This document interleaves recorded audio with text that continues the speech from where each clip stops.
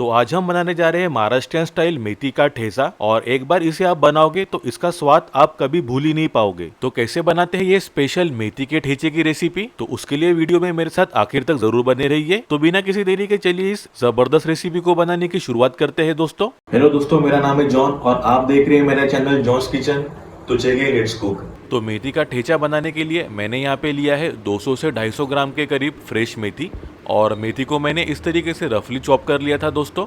अब ठेचा का मसाला बनाने के लिए सबसे पहले मैं यहाँ पे ले रहा हूँ 8 से 10 लहसुन की कलियाँ और फिर तीखेपन के लिए इसमें हम डालेंगे 2 से 3 हरी मिर्च। मिर्च की मात्रा आप अपने हिसाब से कम या ज्यादा कर सकते हो। और फिर इसके बाद हम डालेंगे साबुत जीरा 3/4 से 1 चम्मच के करीब और इसमें हम डालेंगे थोड़ा सा मिस्टर हरा धनिया। इससे मसाले में बहुत ही बढ़िया फ्लेवर आएगा दोस्तों। अब इसे हम कूट लेंगे दोस्तों अच्छी तरीके से। इस तरीके से कूटने से सभी चीजों का ऑयल बाहर आएगा तो इनका फ्लेवर और ज्यादा बढ़ जाएगा दोस्तों। अगर आप मिक्सी में इसको ग्राइंड करोगे तो फ्लेवर में ज्यादा मजा नहीं आएगा। तो ये अपना ठेचा का मसाला बन के रेडी हो चुका है दोस्तों। ये देखिए एकदम झनझनी और स्पाइसी। अब बढ़ते हैं इसके अगले प्रोसेस की ओर। अब एक कढ़ाई या कोई भी हेवी बॉटम वाला बर्तन ले लेंगे और इसमें मैं डाल रहा हूँ 3 से 4 टेबलस्पून कुकिंग ऑयल। ऑयल एक बार गर्म हो जाए फिर इसमें हम डालने वाले हैं साबुत जीरा 3/4 से 1 चम्मच के करीब।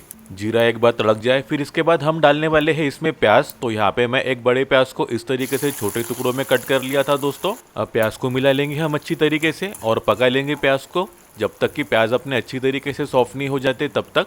तो देख सकते हो प्याज अपने अच्छी तरीके से सॉफ्ट हो चुके हैं। गैस की फ्लेम को हम स्लो कर लेंगे दोस्तों। अब इसके बाद हमने जो मिर्च और लहसुन का मसाला कूट के रखा था वो इसमें डाल देंगे दोस्तों हम। अब इसे भी मिला लेंगे हम प्याज के साथ में और मिक्स कर लेंगे अच्छी तरीके से और मिलाते रहेंगे ऐसे ही कुछ 1 मिनट के लिए दोस्तों हम। अब ये मसाला अपना अच्छी तरीके से पक चुका है। अब इसके बाद अब यहाँ पे हम डालने वाले हैं 1/4 कप के करीब मूंगफली, जिसे मैंने अच्छे तरीके से रोस्ट कर लिया था और कूट लिया था मैंने। इससे अपने ठेचे में बहुत ही बढ़िया स्वाद आएगा दोस्तों। अब इस मूंगफली को भी हम मिला लेंगे अच्छी तरीके से और मिक्स कर लेंगे सभी चीजों के साथ में दोस्तों हम। और फिर इसके बाद हम इसमें डालने वाले हैं नमक। तो नमक आप अपने स्वाद के अनुसार डाल सकते हो, थोड़ा कम या ज्यादा। अब इसके बाद हमने जो मेथी को कट करके रखी थी वो इसमें डाल देंगे दोस्तों। अब इस मेथी को मिला लेंगे हम अच्छी तरीके से दोस्तों और मिक्स कर लेंगे हम, जिससे कि ये ठेसा का मसाला और मेथी अच्छी तरीके से घुल मिल जाए। अब सारी चीजें मिक्स कर लेने के बाद इसके ऊपर हम ढक्कन रख देंगे और इसे कम से कम 2 मिनट के लिए स्लो आंच में पकने के लिए छोड़ देंगे दोस्तों। 2 मिनट हो चुके हैं, ढक्कन खोलकर चेक कर लेंगे हम।